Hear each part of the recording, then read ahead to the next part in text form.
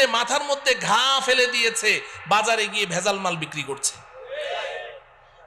যুগ যুগ ধরে সুদ খাচ্ছে, যুগ যুগ ধরে সুদের সাথে জড়িত, যুগ যুগ ধরে ঘুষের সাথে জড়িত, হারাম মাল বিক্রি করছে, কিন্তু আবার নামাজও পড়ছে। কারণ সে মনে করে যে আমি তো পাক্কা মুসলমান, এগুলোর মধ্যে আবার ইসলাম আসলো কোত্থেকে?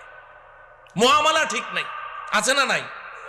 হ্যাঁ মুহতারাম হাজরিন, তাইলে ইবাদতের মধ্যে সর্বশ্রেষ্ঠ ইবাদতের নাম কি? কথা বলে না। নামাজ না পড়লে ঈমান থাকে?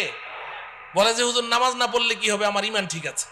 আগে তো হাসতে হাসতে বলতো, এখন সিরিয়াসলি বলে যে হুজুর নামাজ না পড়লে কি হবে, আমার ঈমান ঠিক আছে। নামাজ না পড়লে ঈমান ঠিক থাকে না তো ভাই। নবীজি বলেছেন, আমার কথা না, বাইনাল আবদি ওয়াল কুফরি তারকুস সালাহ, কে ঈমানদার কে বেঈমান এটা কি কপালে লেখা আছে? চিনবো কেমনে? নবীজি বলেন, আমি বলে দিচ্ছি কেমনে চিনবা, দেখো লোকটা নামাজ পড়ে কিনা। যদি নামাজ পড়ে বলো ঈমান